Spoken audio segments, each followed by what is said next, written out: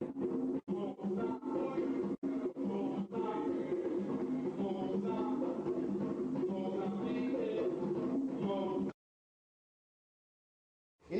that would like to be a part of our group, we're going to have a table back here at the back, which you can probably sign up and acquire some more information about us. And one of the ways that we feel that is instrumental in disseminating information into the community is by bringing some of our learned scholars into the area. So without any further ado, what I'd like to do is introduce Brother Ndulu Kujichakalea, who is the business agent and personal associate of Professor Jackson, and he will give a personal introduction about the life and times of learned scholar. So without any further ado, I'd like to introduce Brother Kujichakalea.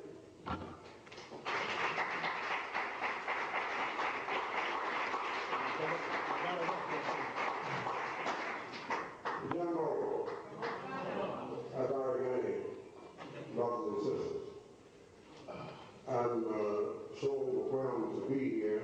I think I better get on with the business, so if I'm that overwhelmed, I might fall to the ground, and I don't want to do that.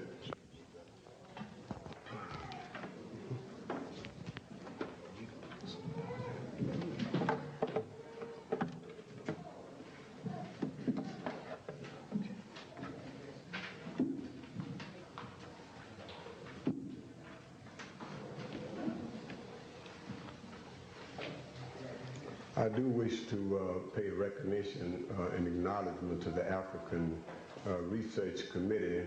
If it were not for them, we would not be here. So Professor Jackson and I traveled a whole heaps of miles coming from the Midwest, a place called the Windy City that's supposed to be in Chicago in the great prairie state of Illinois. And we are more than grateful to be here to try and render service to you if we can. So I'm going to try and fulfill the assignment as given. I'm a very obedient person when it comes to that. It says a biographical sketch, a background on Professor John G. Jackson. And Professor is one who teaches different from a professor. And we are all professors because we profess something. John G. Jackson was born April 1, 1907 in Aiken, South Carolina. During his student days, he did researching and writing articles about Afro-American life. He wrote for Negro World in 1925 and was a regular contributor to The Truth Seeker between 1930 and 1955. In 1932, he became an associate director of the Blyden Society, then under the leadership of Dr. Willis N. Huggins. The most talented student to come out of the group was John Henry Clark. And if I might pause just a wee bit, when we say John Henry Clark, we sometimes should stop with silence to give recognition and acknowledgement, because Brother Clark is one who deserves such. In 1934, Brother Jackson co-authored with Dr. Huggins a guide to study of African history, and in 1937, also with Dr. Huggins, Introduction to African Civilizations, which they are in abundance over at the table there in the rear. Professor Jackson has taught and lectured in the Black Studies Department of Newark College of Arts and Sciences, 1971 to 1973. A visiting professor at the City University of New York, 1973 to 1977, and a visiting professor at Northeastern Illinois University from 1977 through 1980. That's located in Chicago, and I heard the brother before me speak about the community, and in that building we housed something of such activity back some time ago, headed by the late brother Bobby Wright, which many of you know about or heard of. Okay. In addition He was a regular lecturer in the Ingersoll Forum from 1930 through 1955, and at the Harlem Unitarian Church, his two recent works, Introduction to African Civilization, 1970, and Man, God, and Civilization. Recently, he published, or authored, that is, Christianity Before Christ, 1986. And the most recent thing, Black Reconstruction in South Carolina,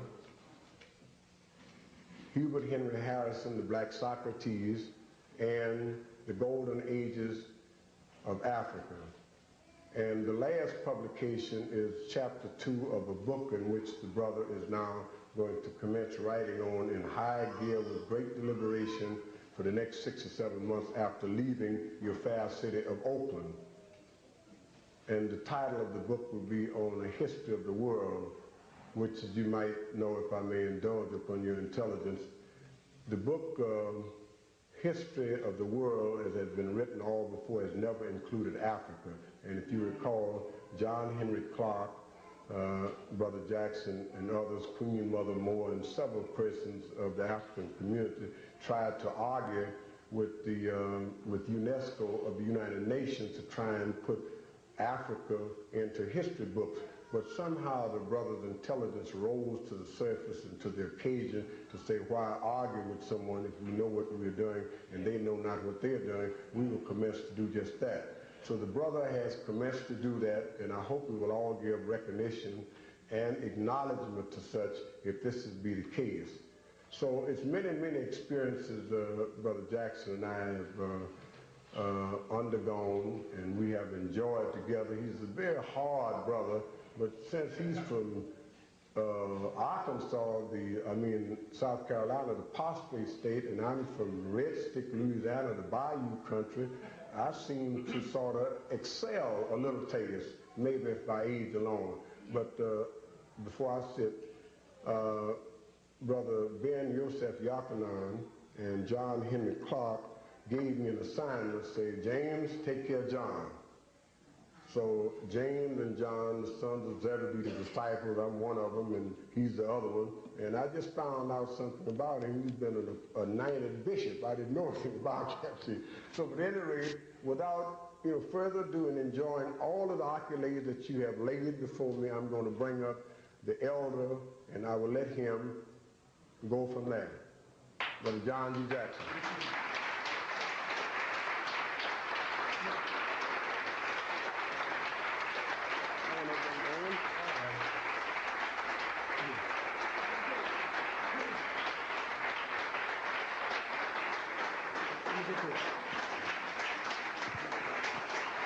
Step over there, please.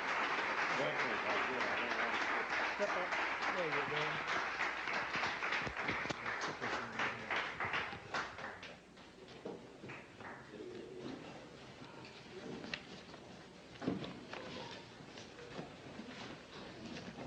go. Now, since this is a church, I will address you as brothers and sisters.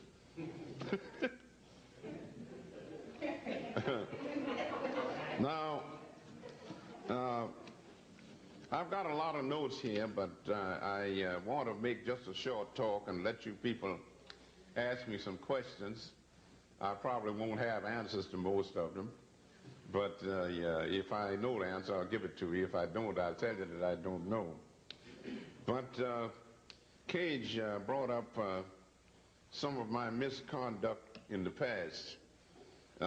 In New York about 50 years ago, I was writing articles for a magazine called The Truth Seeker, and I was lecturing for an organization known as the Ingersoll Forum, named after a great American statesman, Colonel Robert G.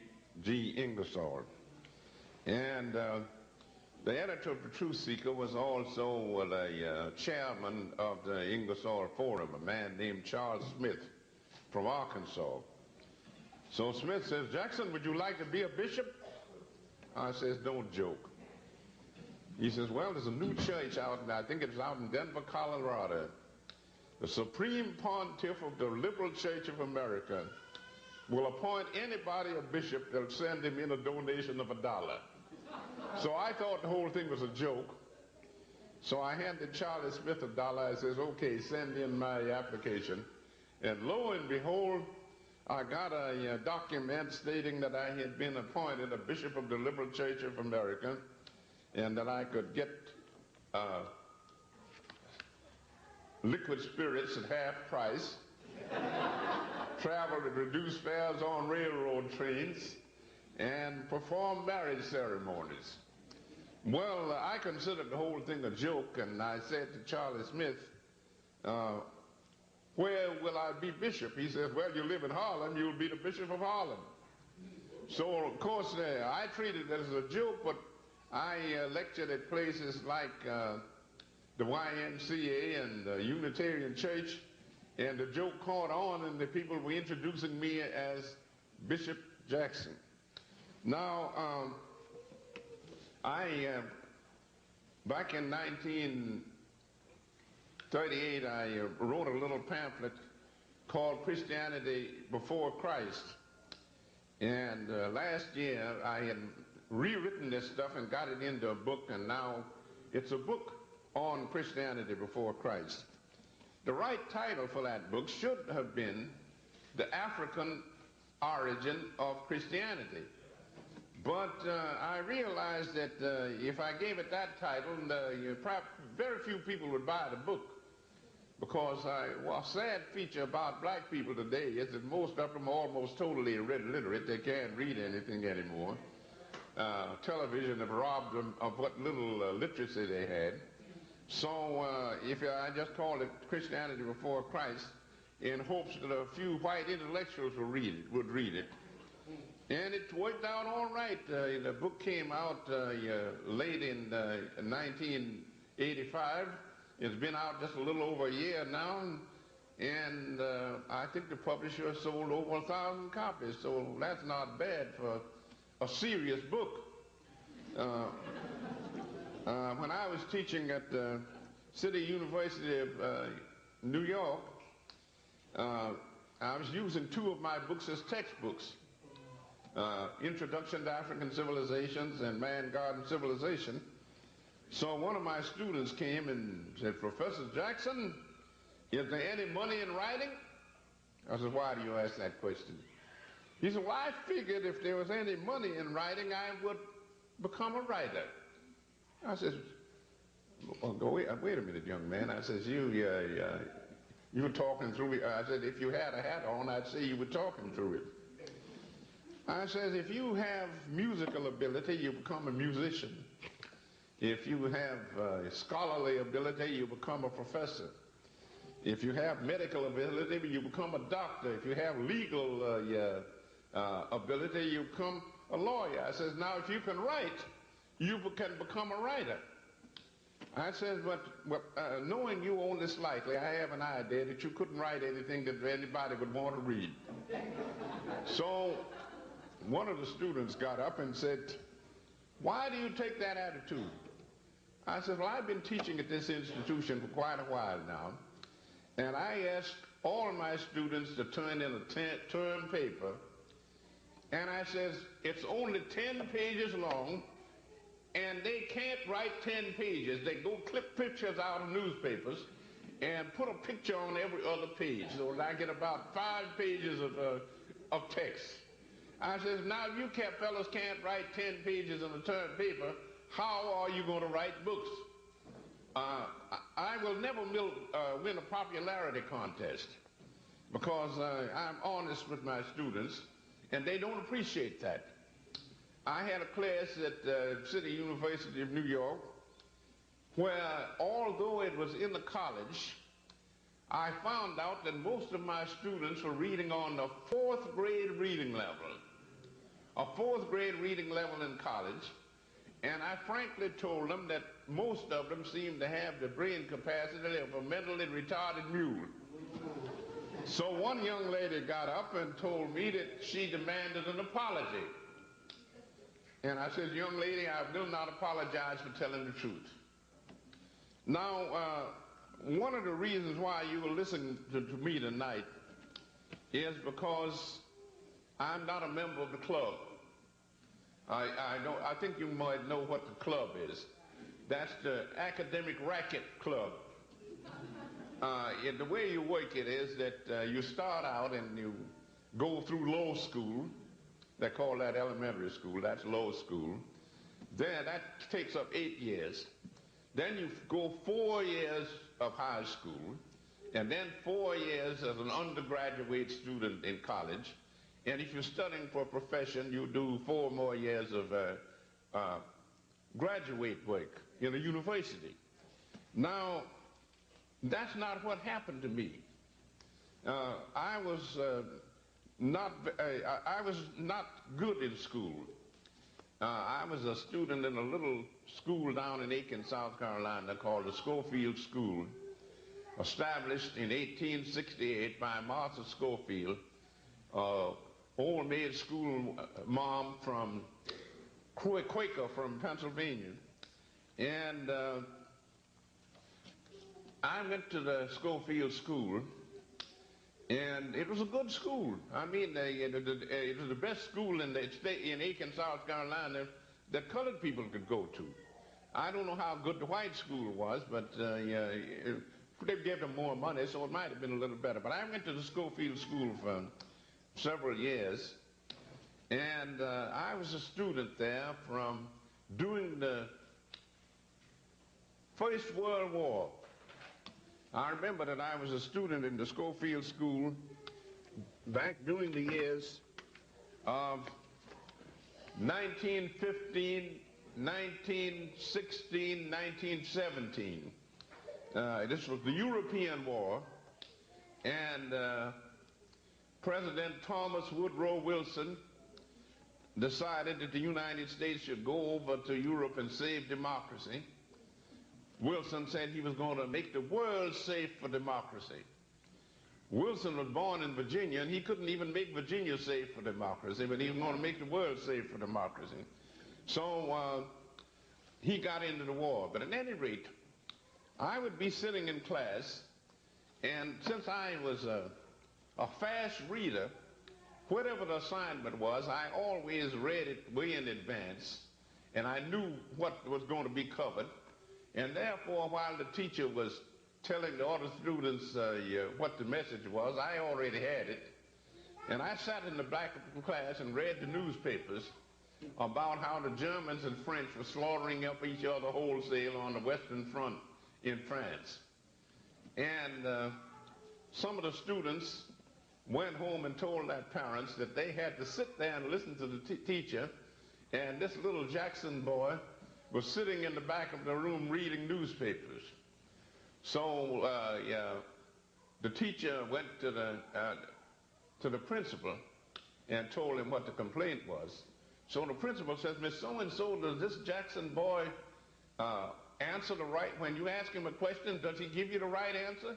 She says, yes, he jumps up and gives me the right answer, and then he sits down and started reading the newspaper again. He said, leave him alone. As long as he's getting the lesson, don't bother him. Well, I found out that I got a bad press down there. I got up to the 7th grade, and my scholastic record was so good until the principal of the school came and said, Johnny, you're such a good scholar until we are going to skip you over the 7th grade and put you into the 8th grade. And I thanked him. A few days later, he comes in and he says, the parents of the children who are not being promoted over the 7th grade and the 8th grade have staged a protest. And they say that we shove you over the 7th grade into the 8th, they're going to pull all their students out of the school. So we'll have to insist on you going through the 7th grade. So I went through the 7th grade and then went into the school and handed in my resignation. I said I should have been finishing the 8th grade, but you wouldn't let me do it, so I quit. So then I went to my father. He says, well, now that I dropped out at the end of the 7th grade, where do I go now? My father says, we're going over to Augusta, Georgia. There's a lady over there who's a great educator, Miss Lucy Laney, the Haynes Institute. Says you got through the 7th grade, and I'm going to go over there and tell Miss Laney to put you in her high school. So I went to Augusta and put in 1 year at the Haynes Institute High School. And then I finished up the first year, and my mother told me, she says, boy, I don't think you're going to get a good education down here. I'm going to take you up to New York so that you can go to a good high school in New York and get yourself a good education. So my mother and myself came up to New York in 1922, and I got a job down in the Wall Street district. It didn't bring me any more money. I mean, everybody else in Wall Street was getting rich except me, but it was down in that section. So I would go to Stuyvesant High School in the morning. That's one of the best high schools in the whole country. I got an education at Stuyvesant High School between 1922 and 26 that's better than you can get in the average college today, because they had high standards back in those days. Now you can go through low school, high school, college, and university, get a PhD after your name, and still be an idiot. In those days you couldn't do it. Now I've been asked to. Now I haven't finished the story yet. I graduated from high school. Then I got a job working as a red cap. Some of you people probably don't know what a red cap is, because we don't have many railroads around today. But red caps are people who dressed up in a uniform with a red cap, and they would carry bags to and from trains in railroad stations and try to live off the tips that the people give them. There's no salary to the job. You put on a uniform and work 10 hours a day and hope that you would make enough money to pay your rent and grocery bill. So I put in 10 hours a day red capping, and then attended night classes at the City College of New York. And I was so sleepy when I went to classes until I slept through all the lectures. And they managed to stand my society for 4 years.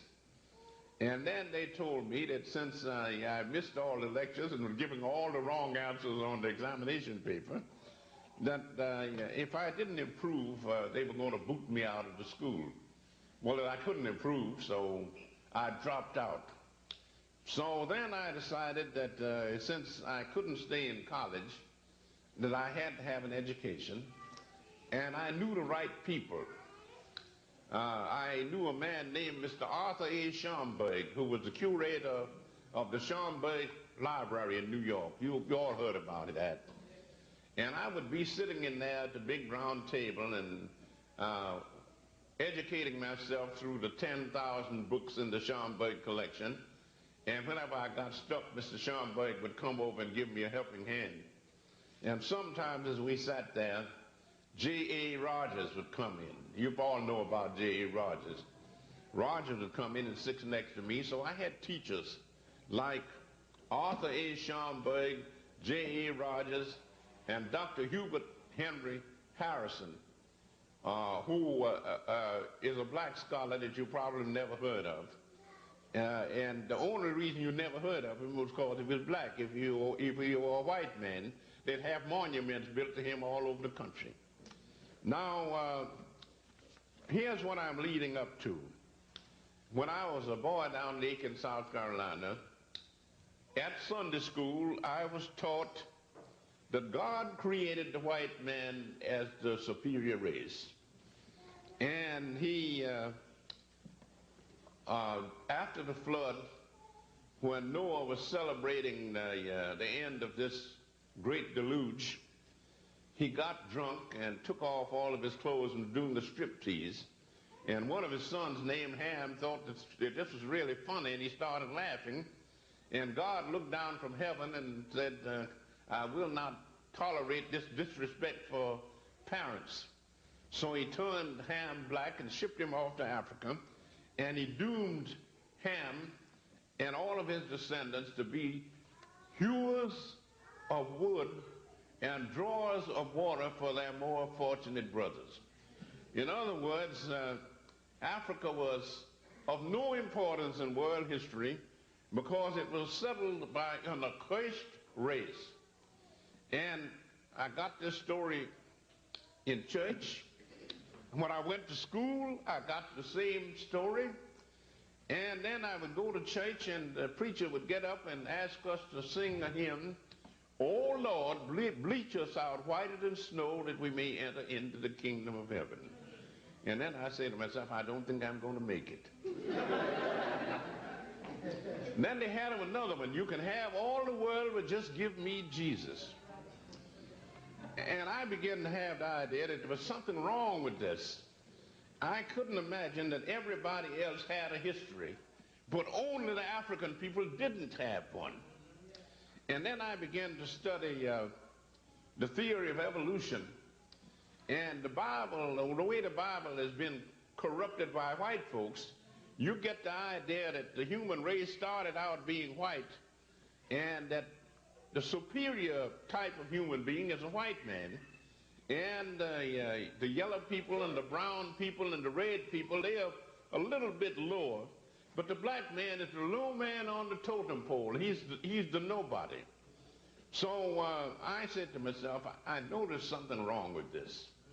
So I got up to Harlem and heard Dr. Harrison lecture and heard J.A. Rogers give lectures. And I went and studied with Schomburg.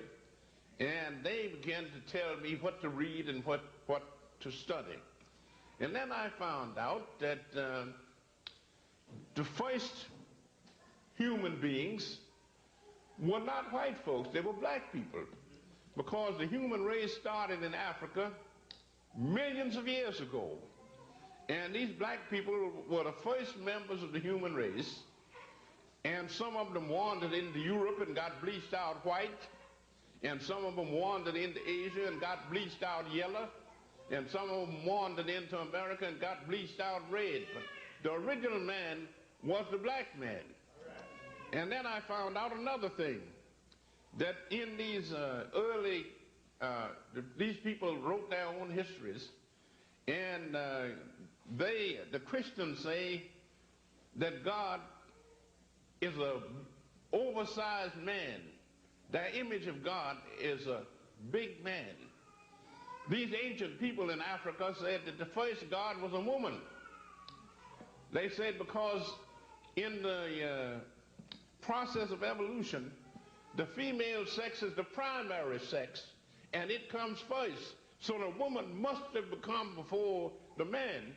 And if the first human being was made in the image of God, God must have been a woman. And there's a book out now by an author named Burlingstone, When God Was a Woman. Now, I began to study, and I found out that you go back and study the ancient history of Egypt, and especially the religion of ancient Egypt, and they had a Bible. I have a good English translation of it in 3 volumes in one, called the Theban Recension of the Book of the Dead. And in this, you take this Egyptian Bible and compare it with the King James Bible, which is popular among the Protestant denominations in the United States. And you study the Egyptian Bible and you study the Christian Bible. The Egyptian Bible goes back 10,000 years. The King James Bible only goes back about 300 years. The King James, I think it was about 1619. And then you study these 2 books and compare them, and you find out that the Christians took the whole Christian Bible, the Old Testament and the New Testament, out of the Egyptian Book of the Dead. So that if you want to go to the source, don't go to King James. Go to ancient Egypt, and you've got a Bible that's 10,000 years older than anything that these Christians have. Now, after studying this, I decided to do some research and writing, and after dropping out of college I would wake on the job in the day and go to the library and study at night. In those days, they kept the libraries open until 11 o'clock at night, so that if you couldn't go to school, you could go to the library. Nowadays, they close, sometimes the library closes early, so if you wake, you're not going there. I had the good fortune to be born before there was any radio and before there was any television, so I had to learn to read, write, and count. Today, with television and radio, you have students going through college, graduating with a degree, and then they can't even write their own name. There was a University of Iowa, a student who was a football player. He graduated with a BA after his name. He was planning to be a professional football player. He had an accident and broke one of his feet, so he had to take a job as a parking lot attendant, and then when he signed the job application, he misspelled his own name. This is what you have going on today. Now, here's what I wanted to say. According to the King James Version of the Bible, if you go to a Protestant church, you find a big Bible there, and in the back of it, they have the chronology of Archbishop Usher of the 16th century, an Irish Archbishop of the 16th century, and he tells you how old the world is according to the King James Version of the Bible. And he tells you that God created the earth in the year 4004 BC. And I began to study the history of Africa, particularly the history of Ethiopia and Egypt. And I found out that the Egyptians built the Great Pyramid over 1,000 years before the earth was created.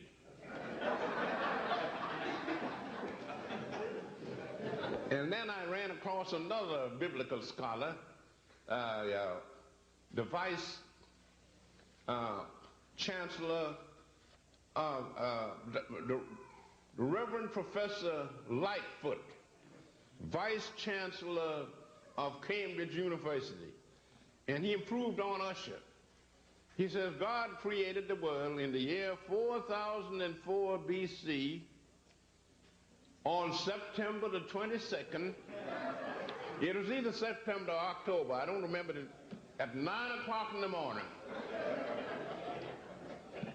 Now, I'm wondering what day of the week was it? And if the world was created on this particular day, on this particular year, at 9 o'clock in the morning, what happened at 8 o'clock? I mean, you have all these unanswerable questions. So then I began to do research, and we were told that this godlike white man, the first civilization in the world was that of the Greeks. They was supposed to be the most intellectual white people that ever lived. And that they created a great civilization and then passed it on to the Romans. And all the great civilizations were created by white folks. Back in 1934, an English historian named Arnold J. Toynbee wrote a study in history, a history of the world in 12 volumes. Don't try, if you find the book in the library, don't try to read it, because one of the hardest books to read is Karl Marx's Capital, and he was an even worse writer than Marx was. That's a record. Toynbee says there have been 21 civilizations in the world. So many were created by the white race, so many by the yellow race, so many by the brown race, so many by the red race. The black race has not created one civilization. None at all. We have done nothing. So I was giving a lecture in New York, and somebody says, well, didn't Toynbee know that Egyptians were black people? I says, Toynbee says they were white people. You see, if you are a racist historian, you don't have any regard for the facts at all. I visited West Africa in 1977, Senegal. Then I went to Kenya, that used to be British East Africa. Then on up to Egypt, to Cairo, and to outside of Cairo to look at the Great Pyramid and the Sphinx, and then took a plane up the Nile River to the ruins of Thebes and walked through the temple of Ammon at Amun-Ra that was built in 3700 BC, the greatest temple that was ever built in the world. And I saw all these great things. And we know that black people built all these things. And yet Hornby was supposed to be the greatest historian of his day, a professor at Oxford University. And he tells you that these people were white. And if you listen to these people, you'll get your mind terribly balled up. Down in Kenya, outside of Nairobi, I visited a village of people that called the Maasais. The Maasais of the same racial stock as the ancient Egyptians and the Ethiopians. And while I'm standing there looking the village over, some of these people came up and I was shocked. All the authorities that I had consulted told me that these people were members of the white race. And they were blue-black.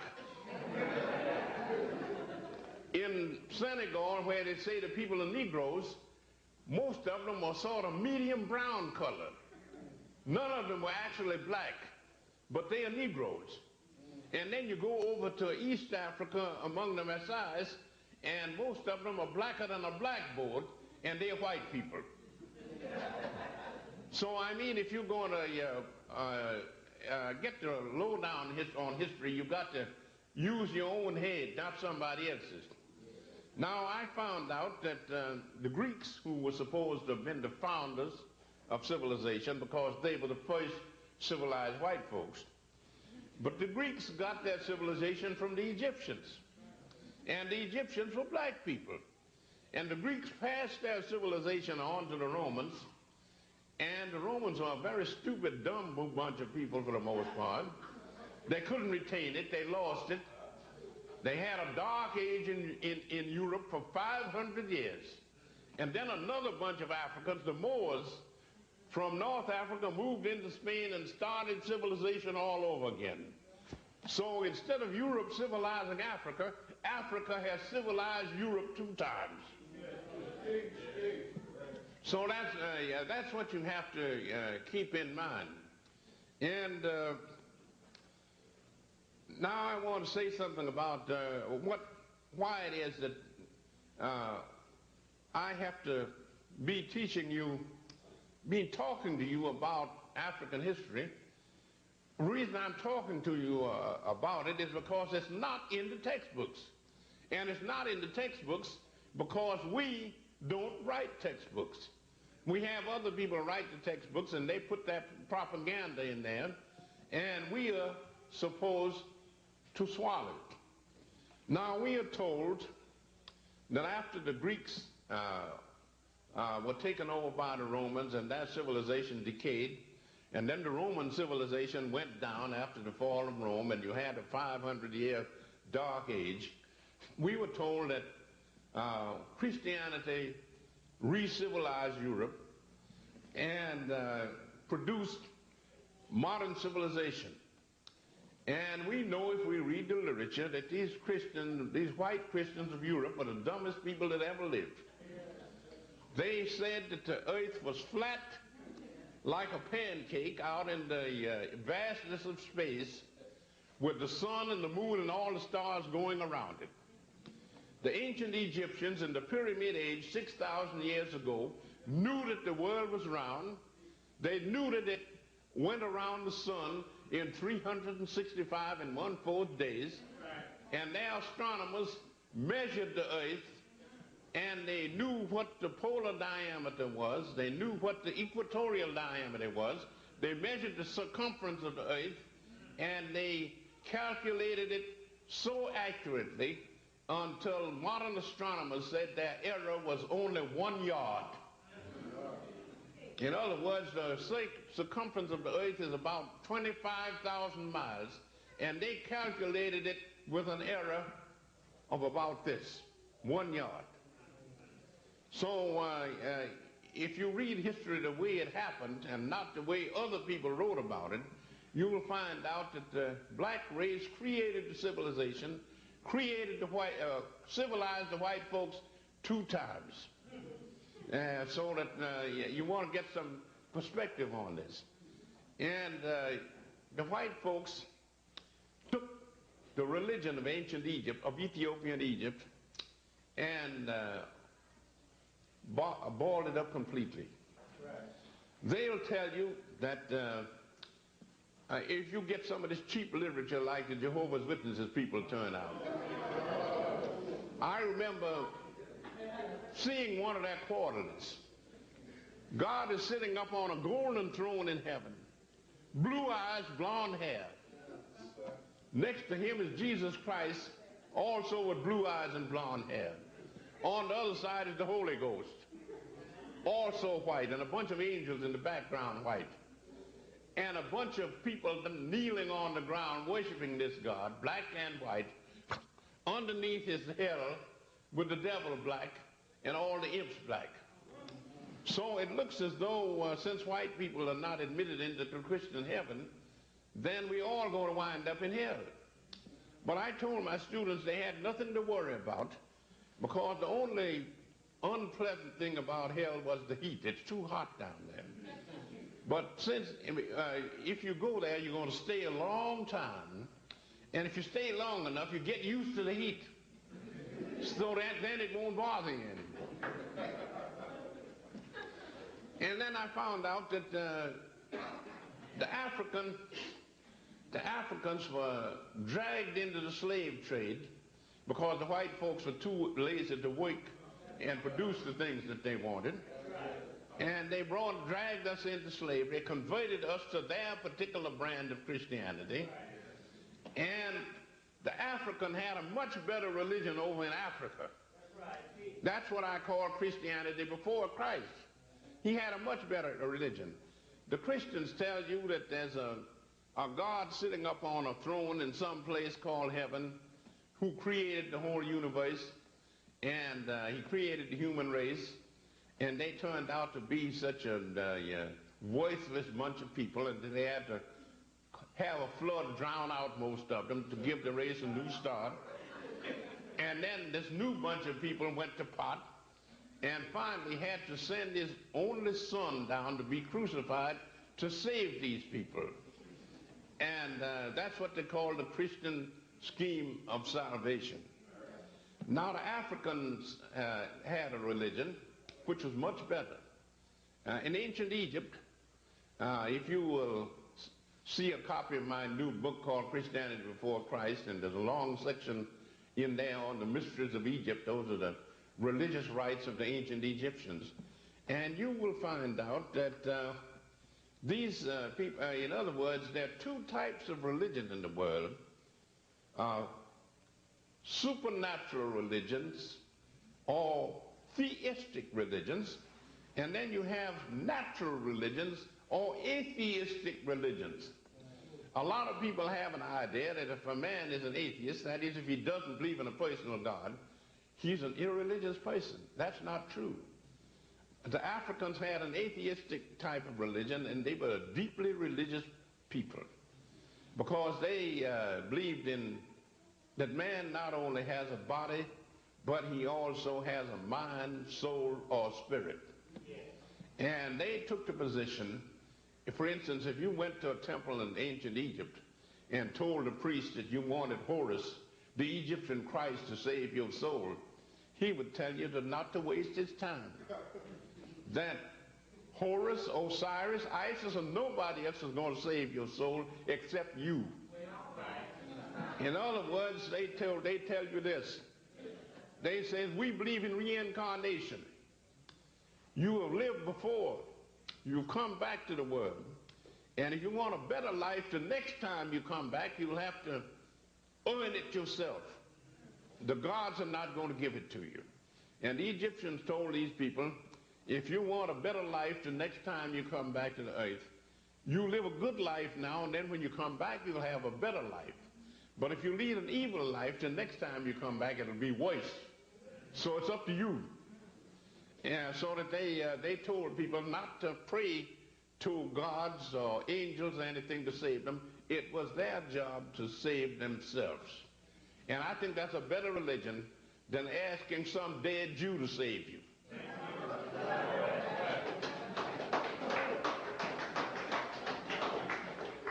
Now, these people, they believed in spiritualism and they believed in theosophy, and the whole world, all the religions of the world can be traced back to this African source.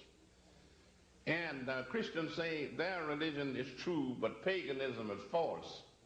And as I've told some preachers, Christianity was stolen from the pagans. So if paganism is false, so is Christianity.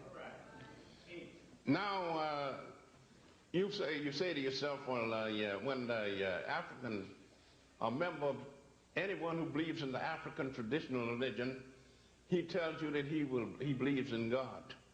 But he doesn't believe in the type of God that the white folks believe in. The white folks believe that God is an oversized white man sitting on a throne somewhere up in a place called heaven.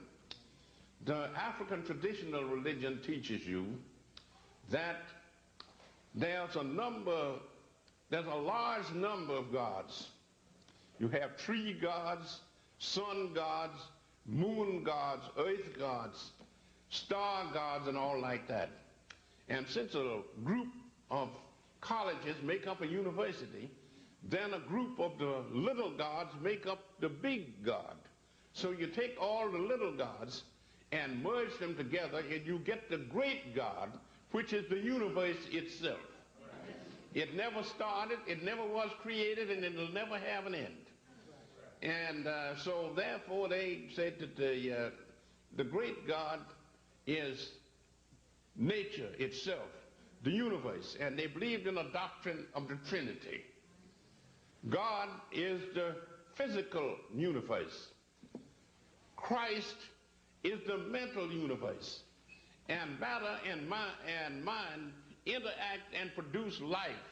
So you get a trinity of matter, life, and mind. And that's it. And to show you how we have been badly miseducated and misled, one of my friends is a great black scholar, Professor Yosef Ben Yochanan of Cornell University. Some of you probably met Dr. Ben. Ben went into the Metropolitan Museum in New York, where they have a very fine Egyptian collection. And the young lady is sitting at the desk. Sir, what can I do for you? Dr. Ben says, I would like to visit the African collection. The young lady says, sir, we do not have an African collection. And Dr. Ben says, I meant to say the Egyptian collection. Oh, yes, we have an Egyptian collection. But you know the ancient Egyptians were not white people. Now, the ancient Egyptians, you know, yes, we have an Egyptian collection, but the ancient Egyptians were not Africans. So Ben pulls a map back out of his pocket, shoves it right in this girl's face. Young lady, here's a map of Africa, and there's Egypt. Wouldn't you say that Egypt was in Africa? She said, I could say so. Ben says, do you say so? She said, no. Ben says, young lady, you are a jackass. The young lady became hysterical. She hollered for the manager. The manager came out and running and says, what's the trouble? Mr. Manager, this man just called me a jackass. So the manager says, what's the problem? Ben told her the story that he was looking for the Egyptian collection, and this young lady said that the Egyptians were not Africans. And he says, I have a map here, and here's Egypt, and Egypt is a part of Africa. Wouldn't you say so? The man says, well, you could say so.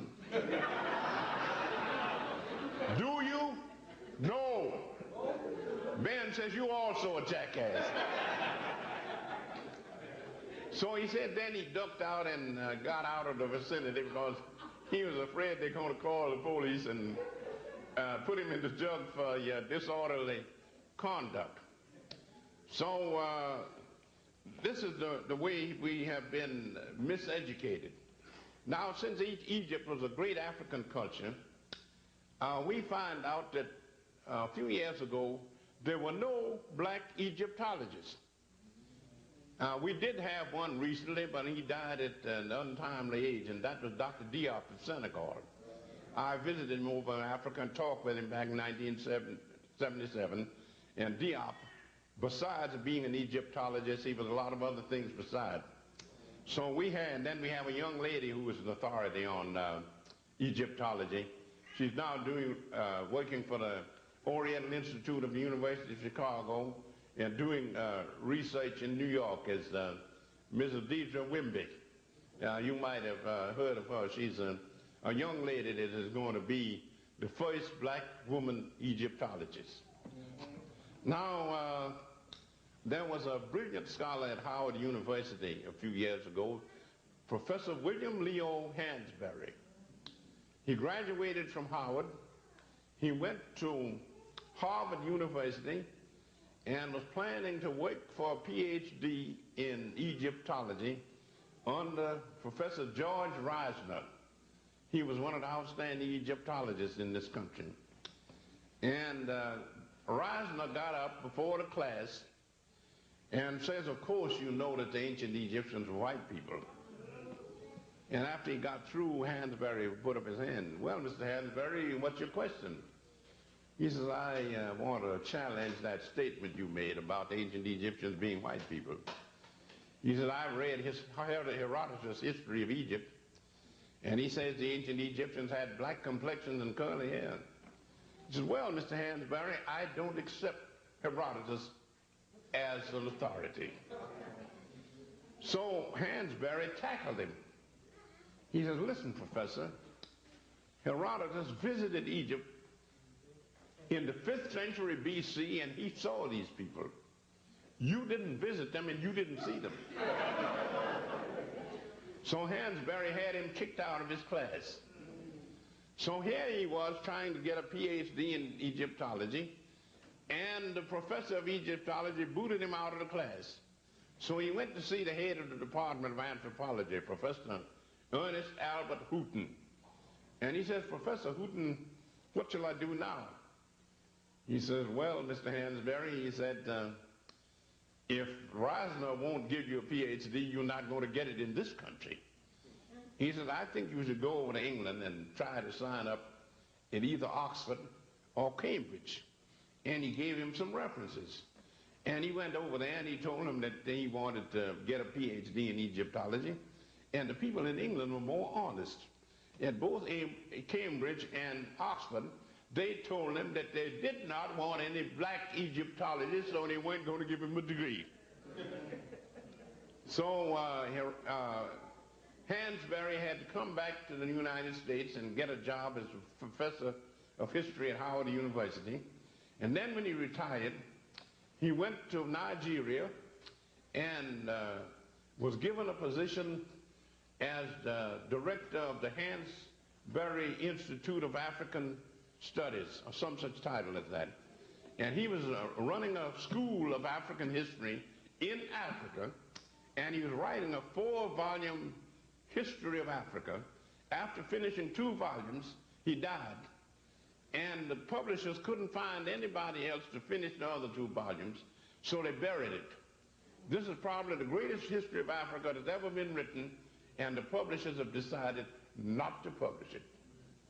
So we are being crossed up at every turn. And you find out that to show you what a vicious breed of people these racists are, in my book, Man, God, and Civilization, I quote a psychologist from the University of Chicago. This was back around 1909, a man named Professor R.M. Cattell. And in this book, he said that the whole Negro race should be painlessly exterminated because they were a menace to humanity. Fortunately, people didn't buy his argument. They didn't round up all the black people and have them exterminated for the benefit of humanity. But the way the world is going now, if we can't retake our fame, as Dr. Edward Wilmot Blyden said, if we were once on top, if we can't get on top again, they probably will exterminate us. And people tell me, well, how are we going to do it? Well, I'm a retired member of a union in New York City, District 65, UAW, AFL-CIO, and we say that if you have a problem, you have to solve it. Nobody else is going to do it for you. And our union, if we had a problem, we solved it. We went out on a strike and we were walking the picket line for weeks. And it looked as though we were going to lose. But we kept plugging along. We finally won the strike, and there was a victory celebration. Our union had 50,000 members. And one of the members got up and said to the president, why did we win this strike? We had everything against us, and yet we won. How did it come about? And the president says, we won because we couldn't afford to lose. So that's our position now. If we want to survive, we can't afford to lose. And it's going to be up to us to see to it that we do survive. About 50 years ago, they had a professor of philosophy at the University of Chicago, Professor Thomas V. Smith. And he had a class in Philosophy 1. And when he got a bunch of students together and gave the first lecture, he said, my dear students, before giving my first lecture, I want to tell you a little story because I think it'll help you out. He says, an old maid went to bed one night, went to sleep, and she dreamt that in the middle of the night she woke up and there was a handsome young man standing by her bed. And she looked up and she says, young man, what are you going to do to me? And the young man bowed politely and says, lady, that is up to you. This is your dream.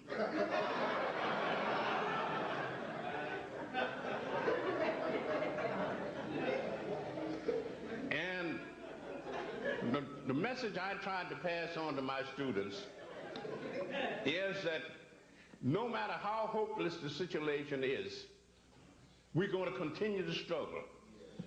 You might lose, but if you don't struggle, you're certainly not going to win. So that's the only thing to do. And in the union, I found out how it was that people won. To show you how this union worked. There was an Orthodox Jew who owned a big company in New York. And the union couldn't come to an agreement with him. They put picket lines around his plant. And he hired a bunch of gangsters to intimidate the union. One of the gangsters grabbed one of our members as he was going to join the picket line and stuck a knife in his back. The knife went right through his back into his heart and killed him almost instantly. The union president called a meeting of the members, and he said, we don't know what hand wielded the knife that killed our brother, but we do know the man that hired the man that wielded the knife. He has killed one of our brothers. We are going to kill him. So when they got up, and one of the union members said, Mr. President, how are we going to do it? It's, you go out and kill a man and you get convicted for murder. He says, we're going to kill him so that nobody can convict us. So they said, well, how do we do it? They says, well, Mr. So-and-so, who hired the murderer that killed our brother, he is a member of a certain synagogue here.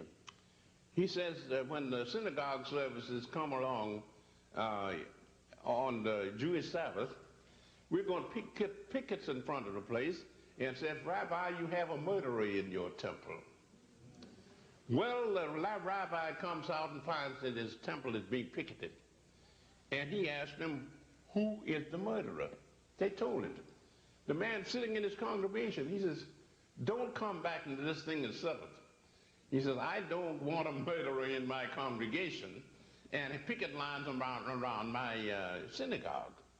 So he couldn't come to his synagogue anymore. So he went up to upstate New York and hired a cottage by a lake. The Union went up there, rented boats, crossed the lake, and picketed this college. You have murdered one of our brothers, and you will pay for it. So that depressed him so until he moved back to New York City and got himself a fine home. And then the Union set up a committee to telephone him all through the night hours of all the hours of the night, so that this guy, after he moved into his New York home, the telephone rang all night long and he never got any sleep. Well, you know what happens if you put for a long period of time if you don't sleep. Here was a young man, not quite 29 years old, and we harassed him so until he dropped dead of a heart attack. We killed him, and yet the law couldn't touch us. I've heard, I knew a preacher in New York that I admired greatly, Elder S.J. Worrell.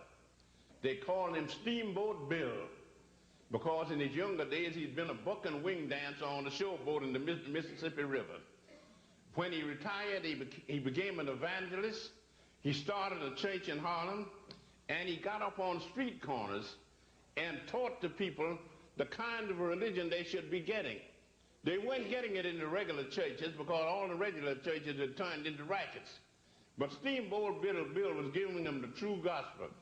I attended one of his meetings, and in order to get a crowd, he set up a stepladder, and he would tap dance up and down the stepladder, and then spin around on his heels on top, and then tap dance back, and the people would come to see him dance. And then after he got through, he would preach his sermon. So Steamboat Bill would say, brothers and sisters, he says, the other preachers around here are trying to sell you pie in the sky. He says, that's not my program. I'm trying to get you a better lifestyle in this world. He says, and we'll deal with the next world when we come to it. He says, now, you've been badly misinformed. He says, I know a man that lives in an apartment right across the street, and he's afraid to come outside. He owes everybody. 6 o'clock in the morning, somebody taps on the door, and he's afraid to answer, but a card comes under the door. He owns a second-hand car, and the automobile man wants to know when he's going to get the next installment. A few minutes more to the tap on the door. He owes somebody else for a radio set that he's bought on the installment plan. And this keeps on until about 9 o'clock. There's a loud bang on the door, and he's afraid somebody's going to knock the door down, so he says, who is it? And the voice comes back, it's the Lord. And the man says, what Lord? The landlord. Steamboat Bill says, that's the only Lord that most of you jokers are ever going to see. So, just about this time, the meeting got livened up. A drunk came by. Here was a brother that had not one drink too many, he'd had a lot of drinks too many. And he's staggering around. He stops in front of Steamboat Bill's meeting, and he shook his fist at him. Oh, nigga, shut up. You don't know what you're talking about. Steamboat Bill says, listen, young man, if you want to stand here and listen to my discourse, you're welcome. But I do not permit you to disrupt my meeting. So the young man shook his fist again. Oh, nigga, shut up. You don't know what you're talking about. Steamboat says, listen, young man, according to the Bible, Jesus Christ says that you slap me on one cheek, I'm supposed to let you slap me on the other. Well, I want you to know one thing. I ain't Jesus Christ. If you slap me on one side of my face, I'm coming down and bust hell out of you. So, unfortunately, Steamboat Bill died a year later. If it hadn't been for that, I was going to join his church. Because here was a man that not only had a church, but a depression was on, and he opened up a free lunch kitchen in his church, and the unemployed people could come around there and get free sandwiches, free coffee, free cake and all like that, and he went around and raised the money to finance this program. And he told the people, he says, it doesn't do me any good to save your soul if your body is hungry, so I've got to feed you first. Now, all of that leads up to this, that if we are going to save ourselves, we're not going to have a lily white God and a Jim Crow Jesus save us. We've got to do the job ourselves. And this idea of being submissive and meek and all like that is not going to get us anywhere. We can defend ourselves if we do it intelligently. You don't go out and attack a Sherman tank if all you had was a BB gun or a slingshot. There's another way you have to do it. When I was at Grand Central Station at a Red Cap, I met a young man there who had been working on the job a number of years, and he had a special problem.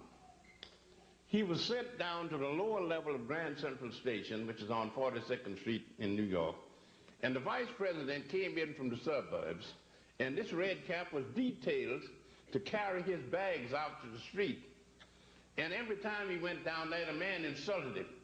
You know, stuff like, boy, pick up my bag. Nigga, get a move on, or something like that. And the young man knew if he gave him an argument, being the vice president of the railroad, he'd lose his job. He couldn't afford to lose his job. But he was determined that he was going to punish this man. So one day he went down to get the suitcase of the vice president, and he was the only person on the train. There was the entire lower level of Grand Central Station, and the vice president and the Red Cap, and nobody else in the vicinity. So this young man hauled off and hit this man in the jaw and broke his jaw. Knocked him completely unconscious and laying on the platform bleeding. Somebody later on come and found him, called an ambulance, they put him on a stretcher and carried him, I have water here.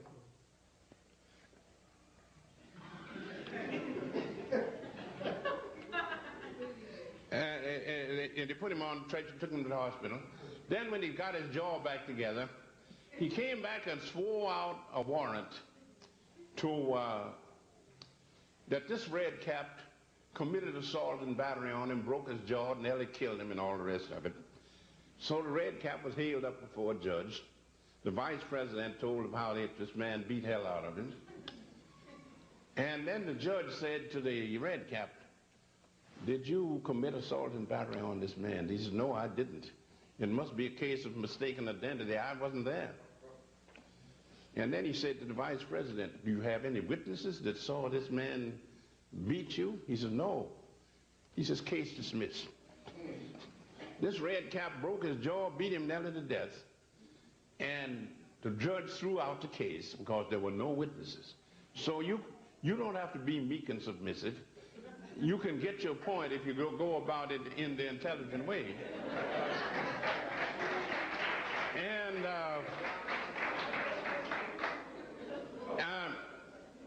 after that, the vice president was very nice to the Red Cap.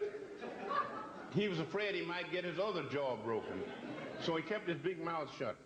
I see I have a note here that we're going to have some discussion or questions or something like that, so I'll now stop.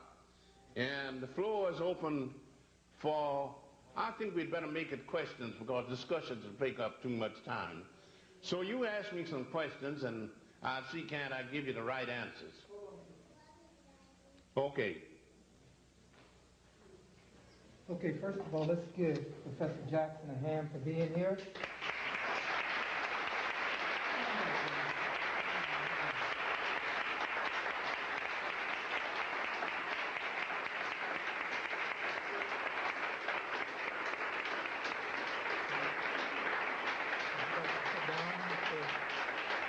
No, I stand. It's all right.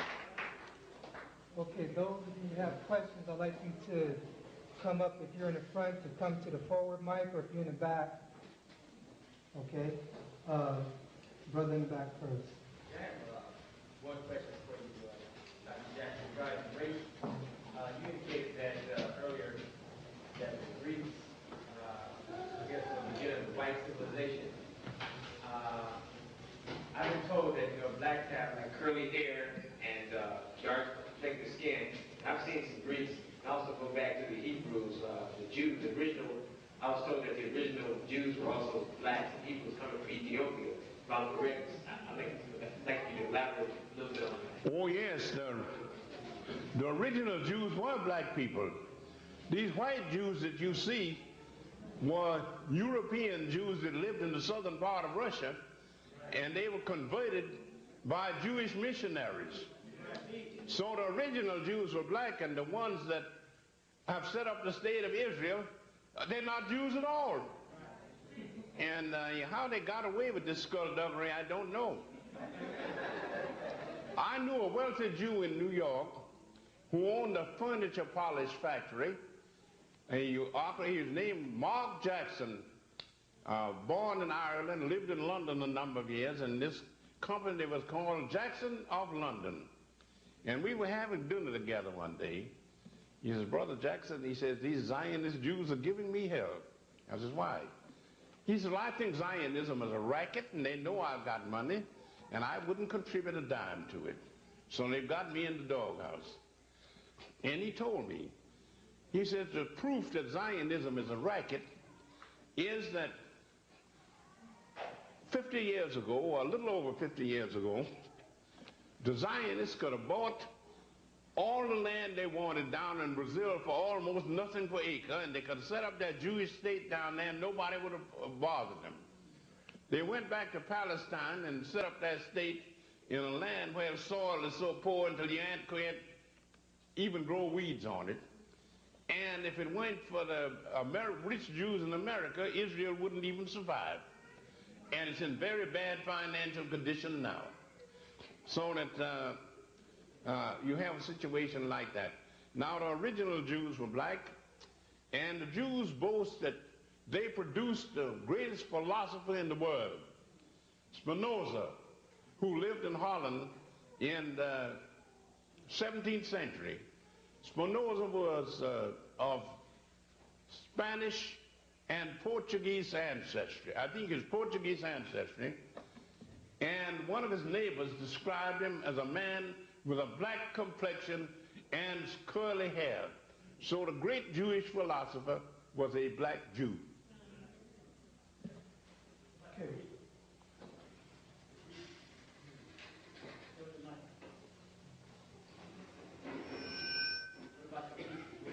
What? What about the Greeks? The early Greeks, the ancient. Oh, they had a strong mixture of African blood.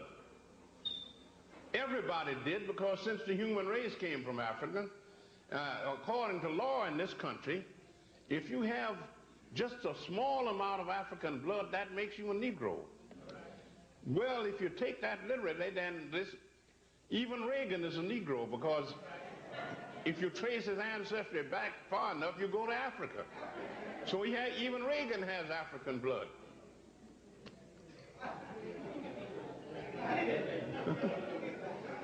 Dr. Jackson, I'd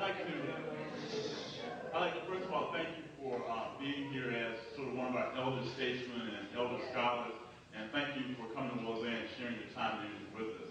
The question I have for you is something that struck me in your introductory comments when you say that people like Arthur Schomburg and J.A. Rogers and people like that were your mentors. That's right. And I'm wondering, through the 60-some odd years of your career as a scholar, what has been the most encouraging development in terms of black people becoming more in tune with our history? Well, the most encouraging development I had was when I stood on street corners at night in Harlem and heard Dr. Hubert H. Harrison lecture. And then I would sometimes go to the YMCA, he'd be lecturing there, and sometimes to the library, and sometimes he stood on the steps of the sub-treasury on Wall Street right opposite J.P. Morgan's office. Morgan was probably at the window listening to him. And Harrison gave a lecture down there on Wall Street one day, and the police had to rope off the street because he was lecturing to an audience of 11,000 people. Now here was an unusual black man who fought for the freedom of everybody. He left the Socialist Party because the white socialists were racist. He joined the Garvey movement because he said that the socialists said class first and they practiced race first. And Garvey advocated race first, and that's what he believed in. So he said, I don't believe in class first, I believe in race first. So he joined the Garvey movement. And Harrison was a man, he didn't get into history because he didn't allow white people to flatter him. You have a lot of our people, if a big white man gets up and says some nice words about him, they're tickled to death. So Harrison went to a white YMCA in Brooklyn, New York, and the secretary got up and said, Dr. Harrison is a great scholar. He has a black face, but his heart is white. So Harrison banged his fist on the rostrum. Sir, I demand a retraction. I'll have you understand that my heart is just as black as my face. And Harrison, to show you what a great education he was, he would be lecturing in a library in Harlem on 135th Street, and half of the audience would be students from Columbia University taking notes because they were getting more from Harrison than they were from the professors up at the university. So Harrison gave a lecture, I think it was at a library, either the library or the YMCA one night. I wasn't there, but some of the people who heard the thing told me the story. Harrison was giving one of his scholarly lectures, and a young man was sitting in the audience, and when he got through, he asked Harrison a silly question, and Harrison gave him a silly answer. The young man lost his temper. Now see here, Dr. Harrison, you are not talking to a fool. I am a highly educated young man. I finished Harvard last year. Harrison says, I beg to differ, young man. You did not finish Harvard because Harvard is still there. He says, you didn't say what you meant to say. You told us tonight that you finished Harvard on commencement day. He says, now the day you finish school is called commencement day. Are you trying to tell us that you finished on commencement day? Well, of course, the young man blew his top and walked out of the meeting. He wasn't going to stand for that sort of thing. So another night, he's on a street corner on 7th Avenue. I think it was 7th Avenue and 135th Street. And a young white man walked into the meeting. Harrison would generally have anywhere from 100 to 300 people standing around while he talked. This white man comes in, and Harrison was lecturing on evolution. And he was telling about how the human race evolved from apes in Africa more than 1 million years ago. Therefore, we are the original race. And this white man waited for the question period. Dr. Harrison, you say that the first men were black and they evolved from apes in Africa. Is that the reason why black people look more like apes than white people do? Harrison says, you've got it entirely wrong, young man. White people look much more like apes than we do. He says, and I'm not asking you to go to a library and do research. All I want you to do is to use your eyes. Go to a zoo and go to the cages where they have the apes. He says, and you won't find one black ape there. All the apes have fair complexions. They have thin lips. They have Anglo-Saxon noses. And they have straight hair. So if you want to get somebody that looks like an ape, get a white man.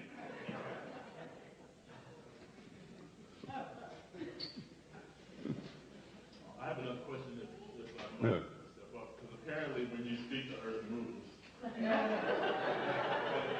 The question I have for you is, do you have any ideas on approaches that progressive African people need to take in order to get our youth more interested in their history? Because, as you said, our people don't read anymore. And if our people are not reading and not getting information that gives them a sense of value of who they are, I'd just like to know what your opinion on that subject would be. Well, I'm glad you asked that question, because there's only one way they can do it, and if they do it, we're not going to be around very long. In other words, any group of people, if they're going to survive, they have to have an economic foundation. There's a block in Chicago where there are 7 storefront churches on one side of the street and 8 storefront churches on the other side of the street. And if you go into the average black neighborhood in a big city, you'll see a storefront church, a saloon, a liquor store, a gambling joint. No business enterprise is bringing any money into the community. Now, the only way we're going to beat this is to get the young people to organize into cooperative societies. If you need $1 million to go into business, try to get together a large number of people, and each one of them puts up a few dollars, and you put it all together, and you've got enough money to go into business. I'm a member of a cooperative food market in Chicago. We have 11,000 members. Each member owns at least one share in the business. That's $10. We have a credit union, our own bank. Some of the people have thousands of dollars invested in the business, and it pays 6% interest, so that's just as good as putting it in the bank. Now, here's 11,000 people. They and their families buy their groceries at this store. It's a big building, takes up nearly a whole block, like an old-fashioned railroad station. We draw interest on our shares. We get good food at a reasonable price, and we give a lot of jobs to young people. Now, if you want to survive, you form cooperative societies, pool together whatever your money you can get, go into business for yourself, and then see to it that you educate yourself. And that means you've got to learn to read. You're not going to get it on television and radio. I remember Hubert Harrison gave a lecture to young people, and he says, I advise all young people who can afford it to go to college. He says, I know a college education is expensive, and some of you can't afford to go to college. But if you can't go to college, get knowledge anyway. He says you can study in libraries, you can buy books, you can teach yourself. And he says that a reading people is a rising people. If you read enough, you will rise. But you've got to have an economic foundation, and the only way you're going to do it, you talk about young people being unemployed, nobody's going to give them jobs. They've got to set up their own businesses and create their own jobs. And if we don't do that, there may not be any of us around when the next century starts. Brother in the back. Could you elaborate a little bit more on the Africans' contribution to Christianity, please? Oh, yes. The Africans created Christianity. If you will read, I have a little article here that I copied from a book by Dr. Albert Churchward called Signs and Symbols of Primordial Man. It's an article on Horus and Jesus. Horus was the black Christ of ancient Egypt, and Jesus was the black Christ of the Christians. Now the Christians have been so badly educated until they think that Jesus Christ was white. But if he was born in the vicinity of Nazareth or Bethlehem 2,000 years ago, he could not have been white because white people didn't live in that territory. Now here's what Dr. Churchward says about comparing the life of Horus as recorded in the Book of the Dead of ancient Egypt and the life of Jesus as recorded in the New Testament. Horus had 2 mothers, Isis the virgin who conceived him, and Nephthys who nursed him. He was brought forth singly as one of 5 brothers. Jesus had 2 mothers, Mary the virgin who conceived him, and Mary the wife of Cleophas, who brought him forth as one of her children. He was brought forth singly as one of 5 brethren. Horus was the son of Seb, his father on earth. Jesus was the son of Joseph, his father on earth. Horus was with his mother the virgin until 12 years old, when he was transformed into the beloved Son of God as the only begotten of the Father in heaven. Jesus remained with his mother, the virgin, up to the age of 12 years, when he left her to be about his Father's business.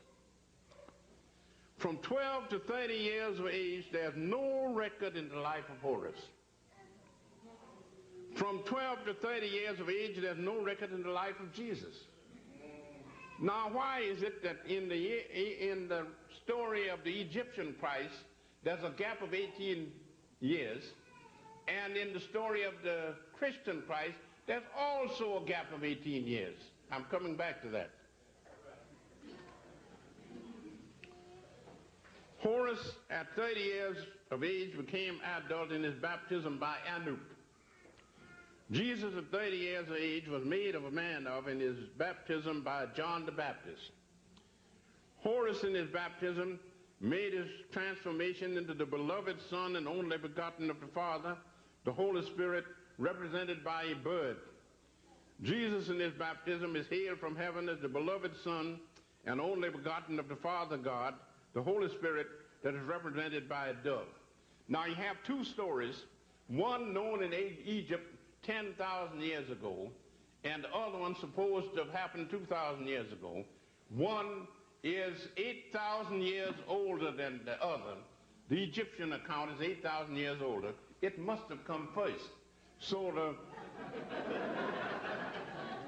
it must have been the black people that had the true doctrine, and the white people copied it, and they made a great error. The Egyptians say that there's a blank in the life of Horus between the age of 12 and the age of 30.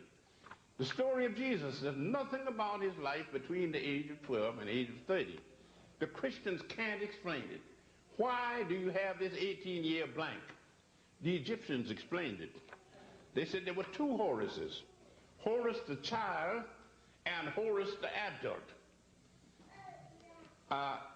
Childhood ends at the 12th year, so that the history of Horus the child ends at the 12th year.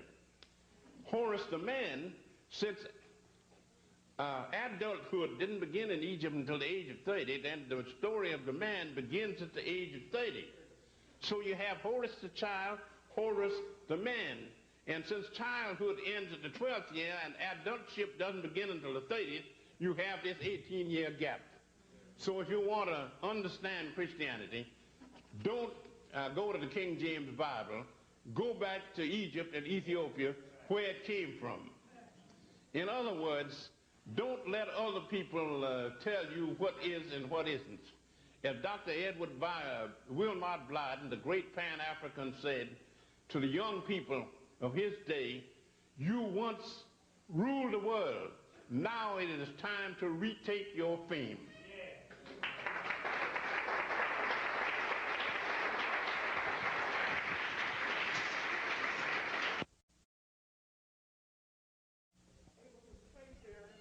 History back thousands of years. But the one ethnic group that doesn't seem to be able to do this is the Igbo. They seem to be sort of put in this one small area of Nigeria. They can't find an area that's close by that has a similar language to them. So they're wondering, you know, where they actually came from. And can you elaborate on that particular? Well, I don't think I can give you an answer there. The only thing I can say is that these Igbos must have come in later on, and they were not a part of the original people that occupied this territory. Because there was a famous German anthropologist named Frobenius, He wrote a 2-volume work on Africa called The Voice of Africa, published in 1912. And he said there was a brilliant civilization in West Africa thousands of years ago on the west coast of Africa, the civilization of Atlantis, not an island. It was an African civilization, and they called it Atlantis because it was on the shores of the Atlantic Ocean. And these people not only had a great civilization of their own, but they sent colonists to the New World, and these Africans brought civilization from Africa over to the Americas. If you want to get a good summary of that, Dr. Ivan Van Sertima has a book called They Came Before Columbus. You can get the story there. If we study history as it is, we will find out that we have a great history, but we have allowed our enemies to take our history away from us. And we have to teach the young people that we have a history and we are going to reclaim it. But we not only need history. If we were to survive in the modern world, you've got to get wealth and power. And I suggest that since we want to survive, then we'd better get wealth and power.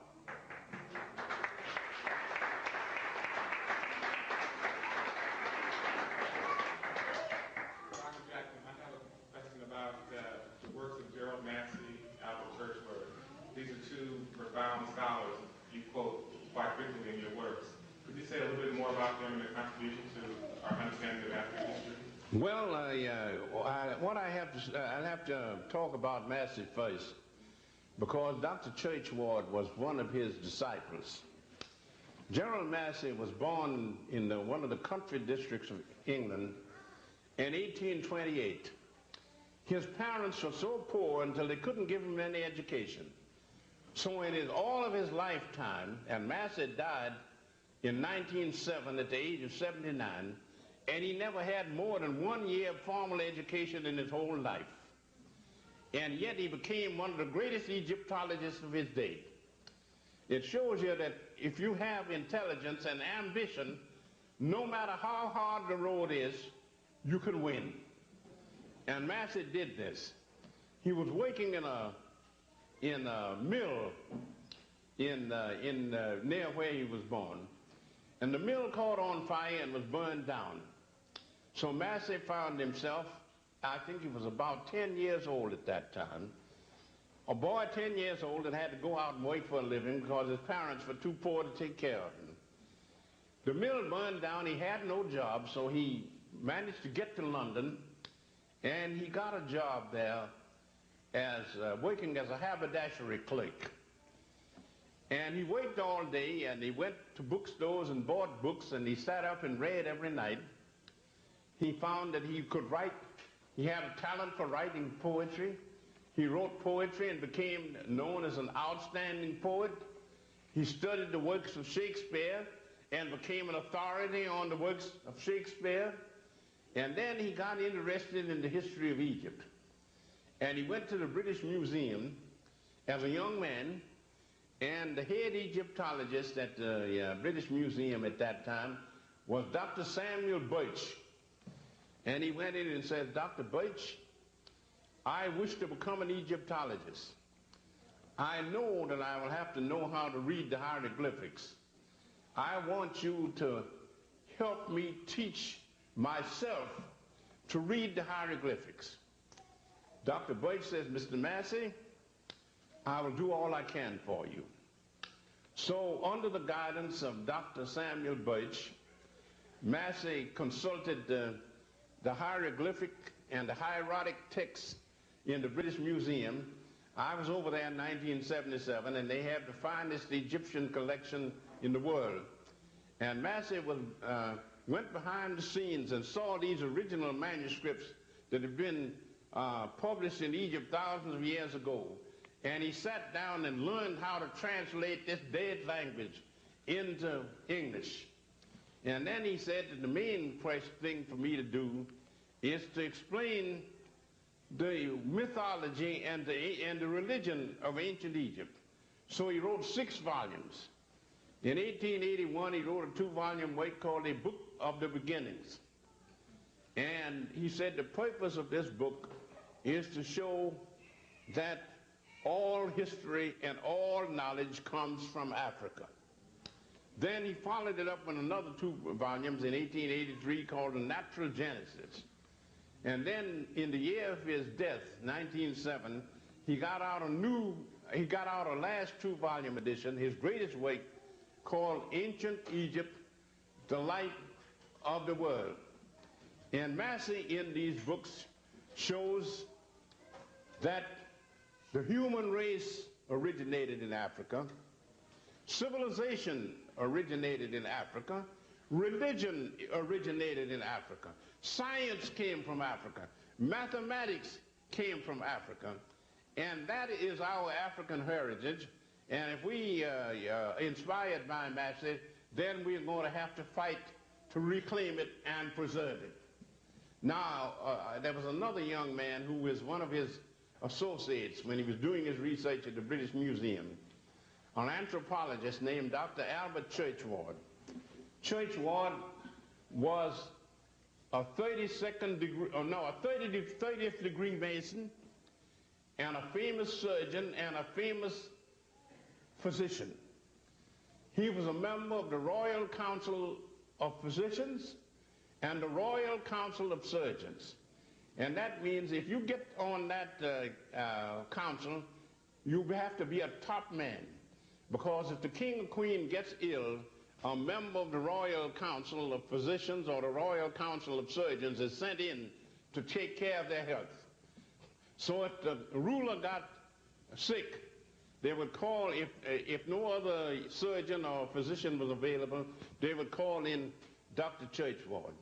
And to show you how great these men were, Churchward studied under Massey for 20 years, and after Massey died in 1907, Churchward took up his work and continued it. He wrote The Origin and Evolution of the Human Race in 1921, The Signs and Symbols of Primordial Man back about 1913, The Origin and Evolution of Religion in 1924, and The Origin and Evolution of Freemasonry. Now, to show you what great men Massey and Churchward were, there was a famous English novelist, a woman named Mary Ann Evans.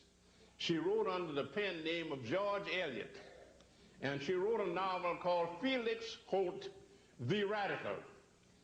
And Massey was the model for Felix Holt.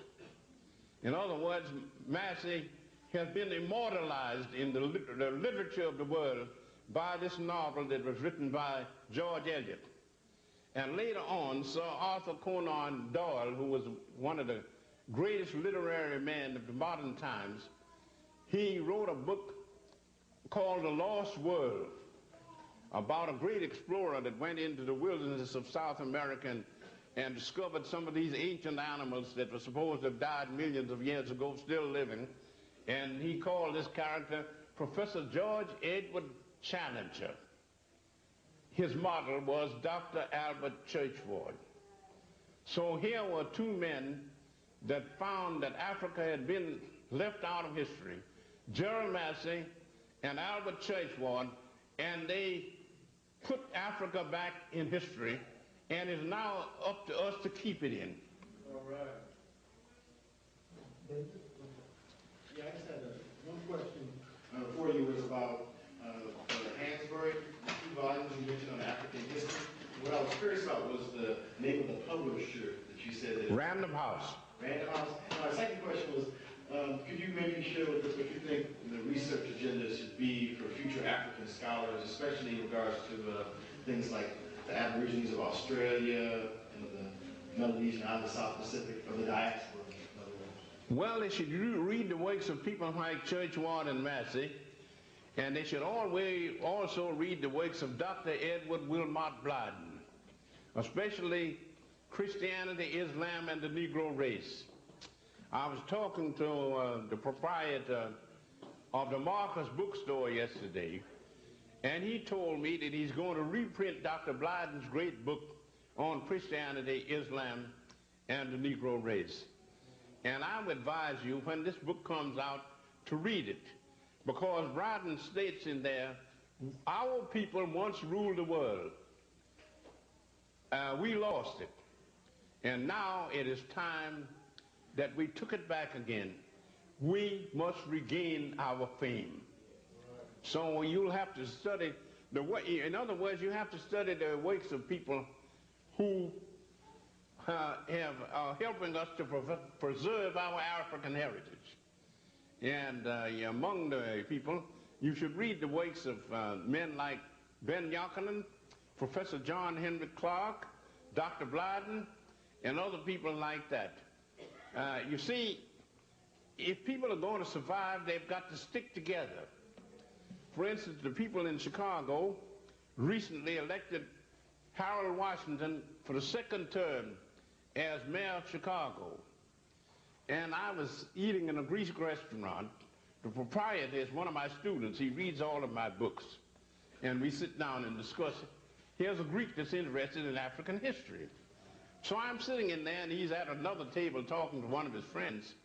And they're telling him, why is it that the black people all came out and voted Harold Washington back into the office? And this man says, they should do that. He says, I'm a Greek.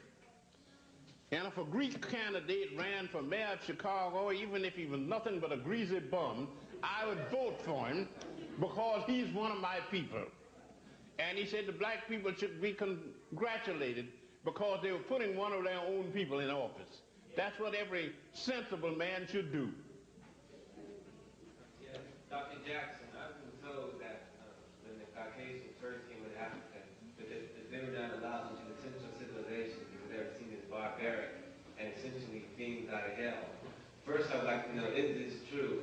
And if it's not true, what was the attitude toward Africans and Caucasians back in the first meeting? Well, the Africans didn't like these people because in the first place, they said that a healthy person had a dark complexion. If your complexion was that pale, you must be sick.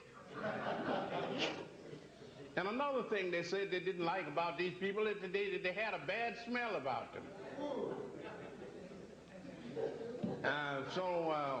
And the Africans were very intelligent. They said God was black and the devil was white. Well, I mean, it looks that way. I was teaching at City College, and my best students were members of the Black Nation headed by Elijah Muhammad. And he said the white devils will do anything.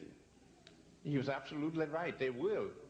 But what we've got to do is to stop them from doing it. Dr. Stewart? You hear about the mystery system and the process, the elaborate process, and the priesthood. Can you talk a little bit about the male-female roles? I tell you, I don't have time to talk about it, but you'll find it in my books. All you've got to do is read Christianity Before Christ. It's on the table up there. And another one called The Golden Ages of Africa, which is a chapter of a new book that I'm writing. And I think if you can't find it here, you can get it at the Marcus bookstore. They don't have it, they'd order it for you. And my other books, Introduction to African Civilizations, Man, God, and Civilization, and in Christianity Before Christ, I have a long dissertation on the mysteries of ancient Egypt. And there's a little pamphlet they have on there on the mysteries of Egypt. So if you can get a copy of the pamphlet and read it, that'll give you the answer. That's sort of my question too, but I want to ask Dr. Jackson. I hear a lot about the mystery schools in Egypt. Were there any mystery systems throughout Africa? They had them all over the world, but the mother school that was the foundation of all was in Thebes in ancient Egypt. And then they had them at Heliopolis, in Memphis, in Greece. They had them, the Eleusinian mysteries, and the the mysteries at Dodona and other places like that. And they had a mystery cult in Greece at a place called Dodona, and Apollo, the god of this particular mystery, had African features. So that shows that it came from Africa. Good evening. Yeah. Short question. You came along at a time when there was much less information available to you than there is to us now. I would like to know what told you, or when did you realize that something is very, very wrong the way black people are educated? And also, when my child asked me, Mommy, if we were so great, what happened? I mean, I know partially what happened, but I want to know as much as I can. Well, I'll give you an answer. I told this to my students, and they told me they didn't believe me. They said, how is it that we, who once upon a time ruled the world and were the most civilized people in the world, how was it that these white savages, whom we civilized, turned around and took us into slavery and brought us over here and have us wait for hundreds of years building up the country? How did they do it? I say the way they did it is because they were a bunch of thieves, cutthroats, and low-down characters, and the Africans were humanitarians. I said the Africans welcomed these people into their countries, and they came in with a Bible, and when they came in, the Africans had the land, and the white folks had the Bible, and later on, the Africans had the Bible, and the white folks had all of the land. So I said, the reason why we got sidetracked is because the European people were a vicious, brutal type of people, and we were a race of ladies and gentlemen. And if you have a confrontation between an honest man and the crook generally wins. We went down, but there's no reason why we should stay down. It's time that we got up. Okay. I like to address the getting up part.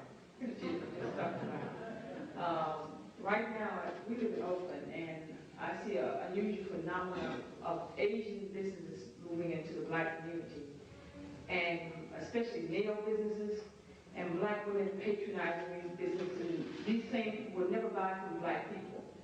And the first part of my question is, what can we do since we don't have black people who read, who will read if I pass out a leaflet to them? What can we do to turn them around and understand that we have black women here, and black men who do nails, and black people who have businesses, to get them to buy from black businesses? Well, what we'll have to do is to get trained young people to set up cooperative businesses where they can create their own jobs and build up their own wealth. The white people in Europe, in England, a little town called Rochdale, in 1844, a bunch of poor weavers who were unemployed raised a capital of $70 and went into business for themselves. They called it the Rochdale Cooperative Society. This cooperative society started with a small group of people with $70 capital, and by the year 1928, the cooperative movement in England had grown to the place where they owned railroads, department stores, fishing boats, all sorts of banks, insurance companies, and they had a capital of $1 billion. So we will have to go into the cooperative businesses, patronize our own, control our own businesses, build up our own finances, and that will save us. In other words, you can't do anything until you have an economic foundation. And if you build up your own institutions, these foreigners can't come in and take over, because you're not going to let them. You see, one of the things that we have is that a lot of our people are bought off. I attended a meeting in East Harlem in New York back about 1976. And disciple of the Honorable Elijah Muhammad asked me to join in with his organization to drive the white devils out of East Harlem. It's our neighborhood. We're going to set up our own industries, our own stores, or anything like this. Why should these people come in and take all the money out of the community? We're going to manage our own affairs. Are you with us? I says, I am. So I said to myself, well, I hope Hannibal gets his crowd together. I says, we might start a riot that will make the front page and I might get killed, but I'm going to join in. I waited for a year and nothing happened. The city went bankrupt and I lost my job teaching at the city college. I took a trip to Africa, and on the way back I was talking to a delegation from Northeastern Illinois University in Chicago, and they said, you don't have a job in New York? I said, no. They says, as soon as you get home, start packing and come out to Chicago. We'll make you a visiting professor at Northeastern Illinois University. So as soon as I got to New York, I packed up and came to Chicago, and I'm still living there. I taught 3 years at Northeastern. And those are the things. You've got to have knowledge, wealth, power, and you've got to have ambition. Because in other words, the main reason why our people let foreigners come in and take them over is because they hate themselves. Right. I was walking along 7th Avenue in Harlem during the 30s, and a sorry-looking, hungry young man, raggedy, was standing on a stepladder, and here's his message. I'm hungry, I'm broke, I ain't got no job, and I don't see no job in sight. I hate myself. Well, you're not going to get anywhere that way. You've got to love yourself. I hear some of the preachers tell us we should love our enemies. That's not the answer.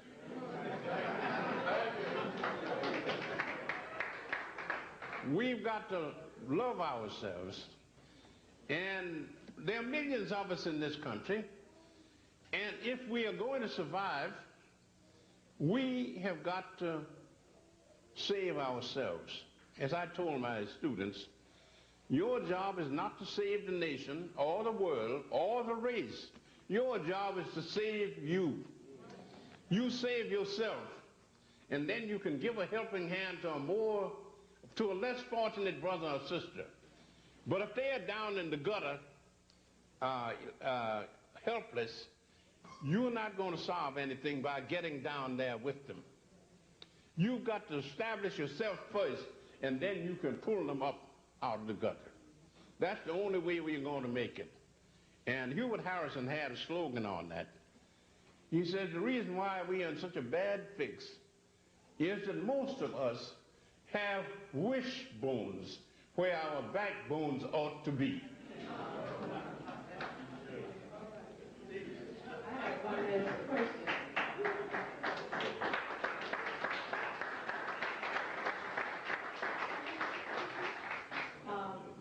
Dr. Jackson, I have a question for you and a question for the audience.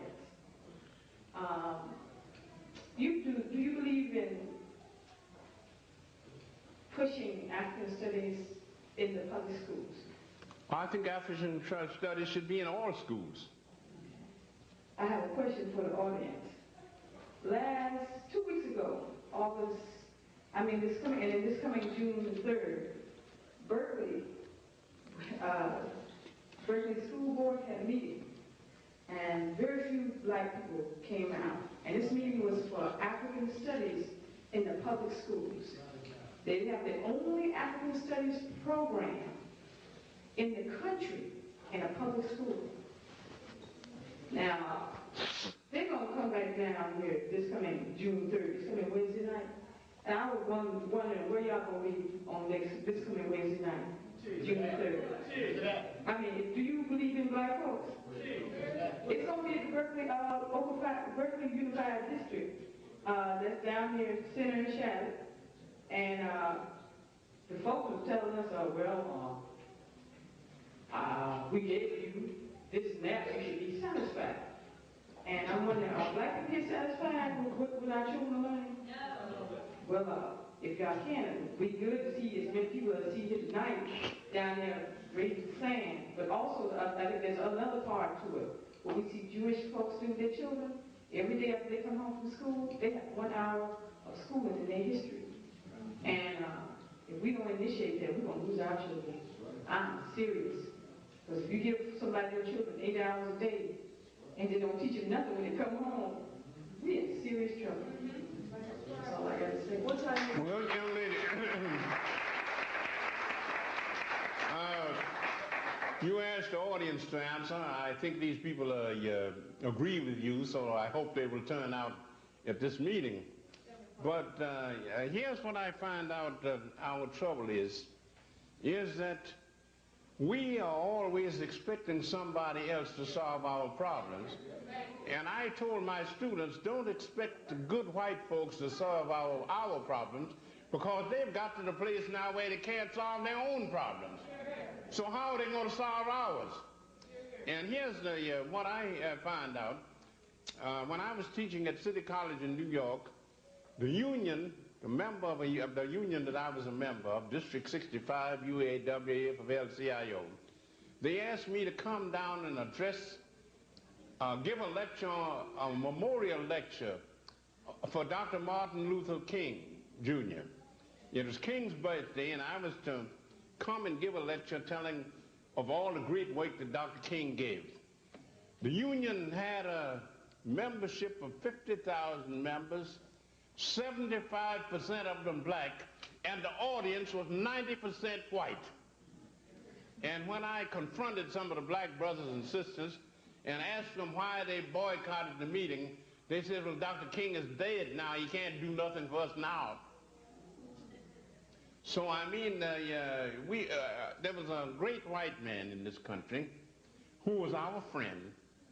And if we took his advice, we would have some of our problems solved already. The black Republicans of New York City had an Emancipation Day celebration at Cooper Union Hall in New York City in 1893. And there were 3 great orators: the Honorable Chauncey M. Depew, who was a big shot in the Republican Party; the Honorable Frederick Douglass, who was the wheel horse of the Republican Party; and Colonel Robert G. Ingersoll, who was the greatest orator in the world. And Ingersoll got up before this audience, and he says, I consider it a great privilege to talk to a great race of people. He says, you black people may not realize it, but you are a great race of people. You raise the best of everything in this country. You raise the best cotton, the best corn, the best hogs, the best of everything. But you will never become first-class American citizens until you go out and raise hell.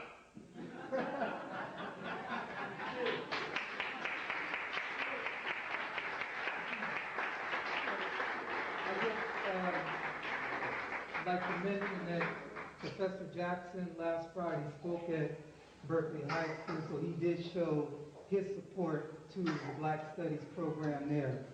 So let's.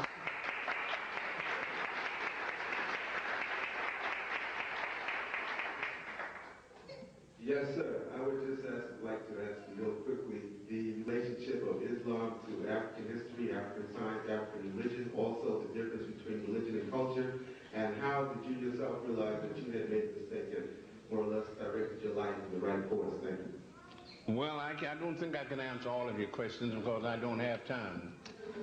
But Islam, like every other religion, came from Africa because the human race came from Africa. And there's only one religion, but they have it under various different names. But the Africans knew what it was, and these other people got the message secondhand, and they've never been able to figure it out. That's the reason why their minds are all balled up.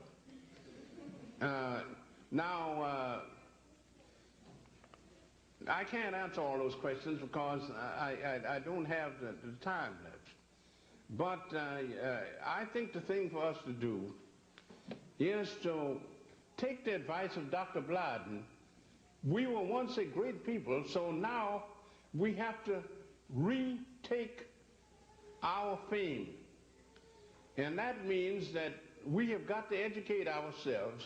We've got to educate our children. And if we don't do that, we're not going to survive. And if we don't survive, then we don't have any problems. You know, only people that are living have problems. If you're dead, your problem's all solved. I remember being in the union hiring hall looking for a job one day, and a bunch of young people came in, probably been drinking a little bit, and they said to each other, well, we ain't got no jobs, but at least we ain't dead. So the dispatcher was standing there. He was announcing the jobs that he wanted to send members out on. And the dispatcher says, do you realize how silly you people are? He says, you were saying that although you ain't got no job, at least you ain't dead. He says, you'd be better off dead. He says, of course, if you are unemployed, you've got a lot of problems. If you're dead, you don't have any. So being unemployed is much worse than being dead, so you'd better scramble around and get yourself a job. Okay, this is the last question. Dr. Jackson, thank you very kindly for being here. I'm not sure how it is in Chicago right now, but I heard you speaking a few moments ago about youth and cooperative economic effort. Mm-hmm. Well, I've heard a whole lot of talk for a number of years around it. A lot of things have happened around here in the last couple of decades. And I heard a lot of talk about we as black people and economic effort. We have a successful youth cooperative here. Unfortunately, they are about the commercials. They sell rocks. But nonetheless, we do have a highly sophisticated percentage of the youth. Admittedly, only 5% of them survive, but that was true